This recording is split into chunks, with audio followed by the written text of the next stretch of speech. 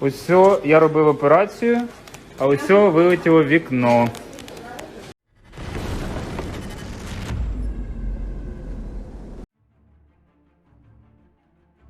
By today, 5,000 North Korean soldiers will be deployed to Russia's Kursk region, according to the New York Times. They are being flown from Vladivostok to a military airbase in western Russia and then moved to active combat zones.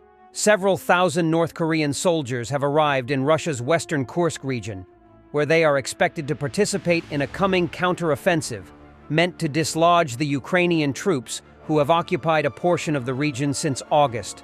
One Ukrainian and 2 American officials said on Friday.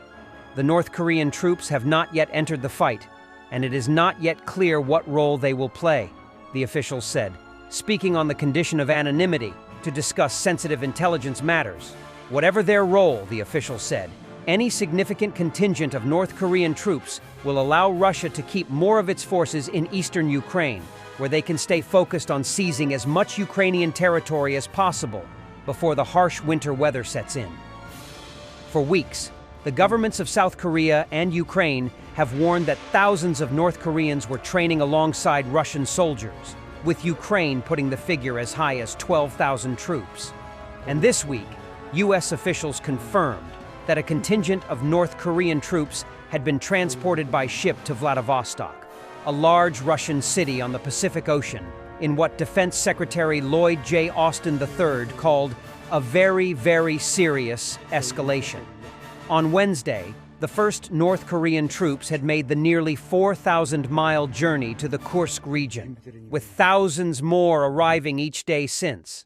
A senior Ukrainian official with knowledge of the troop movements said that as many as 5,000 North Korean troops were expected to have mustered by Monday. The troops, according to the officials, are part of an elite unit of the Korean People's Army.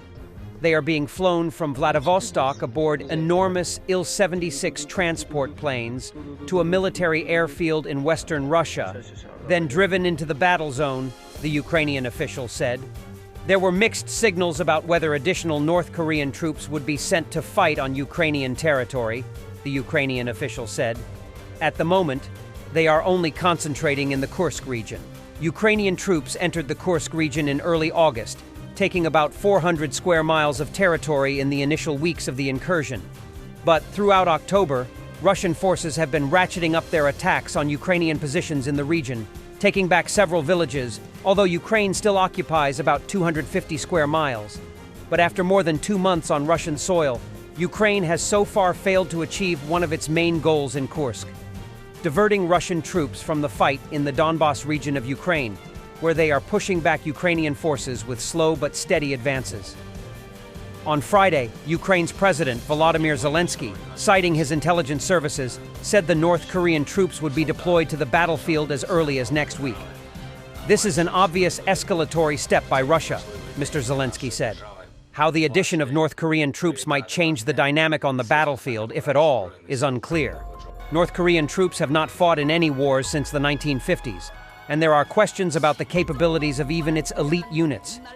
Even before they take to the battlefield, they will have to contend with a language barrier, unfamiliar terrain, and army customs that might be far different from their own. If sent to the front lines in Kursk, they will face a battle-hardened Ukrainian force that Russian troops have been unable to expel since their surprising incursion in August. I don't expect them to be a highly effective fighting force if they end up on the front, Emil Kastahelmi, a military expert at the Finland-based Blackbird Group, wrote on the social platform X. But, he added, that might not be the point. Someone has to die on the battlefield, and from the Russian viewpoint, it's of course better if the someone is not Russian, Mr. Kastahelmi said. Beyond the immediate battle plans, another pressing question for the United States and its allies in Asia is what Russia's President, Vladimir V. Putin, might have given North Korea in return for the troops. For now, American officials say they have seen no evidence of a quid pro quo, but the worry is that for his trouble, North Korea's leader, Kim Jong-un, might receive some kind of significant military assistance that could enhance the danger North Korea poses to its neighbors and the United States. Officials and experts say that Mr. Kim is looking to improve the range of his intercontinental ballistic missiles and demonstrate that they are capable of hitting American cities. According to Ukraine's prosecutor's office, an investigation has been started into 2 incidents. Russian soldiers shot a civilian car with 2 people inside with automatic weapons. One of the passengers was injured, and Ukrainian armed forces, who arrived on the scene shortly after the shooting, managed to drag the man to safety and administer first aid.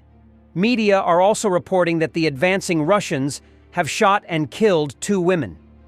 There are also other reports of bodies of civilians found in residential areas on the territories taken over by Russia, where fighting did not take place, suggesting that Russia is once again openly targeting non-combatants against all rules of war and human decency.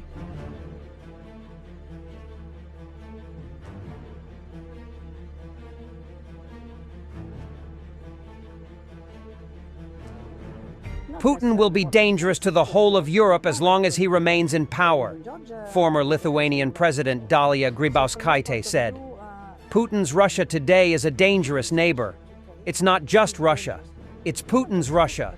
Until his end, he will remain in a warlike state of mind, making him a constant threat to the European Union and its neighbors, Grybauskaitė explained in an interview with Euronews.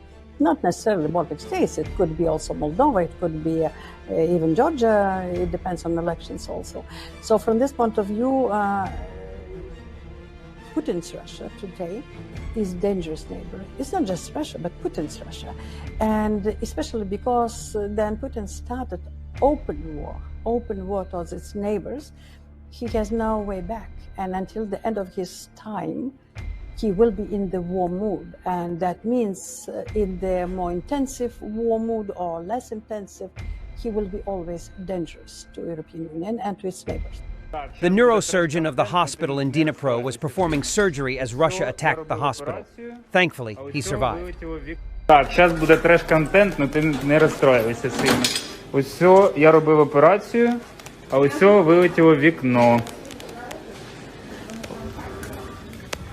От такі діла. У нас тут відкрився портал к нашим сусідам. Слава Ісусу Христу, мене не заділо, вроді.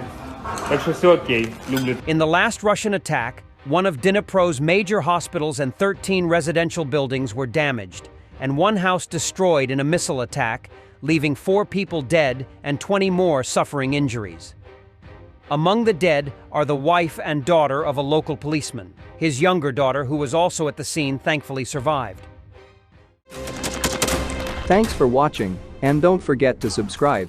Also, if you want to support Warthog Defense, please become our member and get early access to new videos, exclusive members-only videos, and become administrator in comment section. The membership link is in the description. Every day. We had a guy last week, it's 6 rescues in 6 days. You know, he's doing the job every day.